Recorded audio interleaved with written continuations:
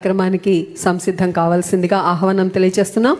మరి ఇప్పటి వరకు కూడా అనేక పుస్తకాలతో తన మస్తకాన్ని నింపుకుని ఆ మస్తకాన్ని మాటలతో పట్టుకుని మనందరికీ అనేక ఉదాహరణలతో అనేక సందర్భాలను సవివరంగా సహేతుకంగా ధర్మబద్ధంగా బోధించినటువంటి మహాజ్ఞానిగా మరి విఘ్నులు ప్రాజ్ఞులు సర్వజ్ఞులు బ్రహ్మజ్ఞులు ధర్మజ్ఞులు వేదజ్ఞులు విద్వజ్ఞులు దైవజ్ఞులు రసజ్ఞులు శ్రీ బ్రహ్మశ్రీ చాగంటి కోటేశ్వరరావు గారికి సత్కారం చేయబోతున్నారు.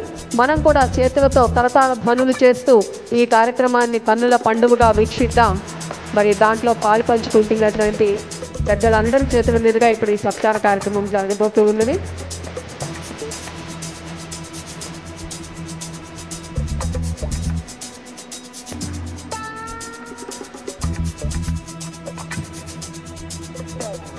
ఇప్పుడు జరుగుతున్నటువంటి ఈ సత్కారం కేవలం ఈ సభా కార్యక్రమానికి మాత్రమే కాదు, ఒక జీవిత కాలంలో సాధించినటువంటి సాఫల్యానికి గుర్తుగా ఈ సన్మాన కార్యక్రమం జరుగుతుంది.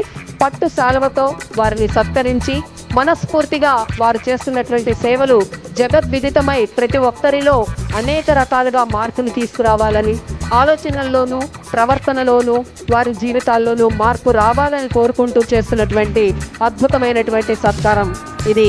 మనందరం కలిసి పాలు పంచుకుంటున్నటువంటి ఒక మహత్ కార్యం. సాక్షాత్తు శ్రీ వెంకటేశ్వరుని దయాతో ఇచ్చినటువంటి ఆ చక్కటి పట్టు శాలువను అలాగే చక్కటి జ్ఞాపికను వారికి అందిస్తూ ఉన్నారు. ఈ సందర్భంగా మరి వారు చిరకాలం ఒక మంచి పేరుతోటి ముందుకు సాగాలని, ఇందాక అనుకోకుండా గౌరవ స్టేట్ ప్రాజెక్ట్ డైరెక్టర్ గారు వారిని పద్మశ్రీగా సంబోధించారు. పద్మశ్రీ, పద్మవిభూషణ్ ఇంకా అనేక మంచి మంచి బిరుదులు వారికి లభించాలని, ఎందరితో వారి యొక్క వాక్కు శాశ్వతంగా వినిపించాలని, మరి అనేక సందర్భాలలో ఎటువంటి ధర్మ సందేహాలున్నా వాటిని తీర్చాలని, దైవంపై నమ్మిక, తను నడుస్తున్నటువంటి నడవడిపై ప్రవర్తనపై ఒక చక్కటి పట్టు ఆలోచన కలగాలని, మంచి పౌరులుగా రాబోయే తరాలను తీర్చిదిద్దాలని కోరుకుంటూ మరి వారికి ఈ సత్కారాన్ని మనం అందిస్తూ ఉన్నాం.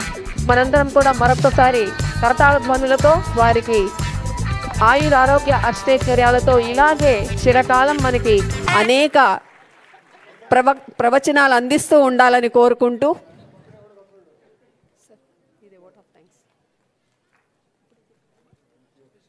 ఇక తదుపరి వందన సమర్పణ కార్యక్రమం డైరెక్టర్ స్టేట్ కౌన్సిల్. సభకు నమస్కారం. మరి ఈరోజు ఉన్నటువంటి విలువలను కాపాడుకోవడానికి బాధ్యత అయినటువంటి సొసైటీని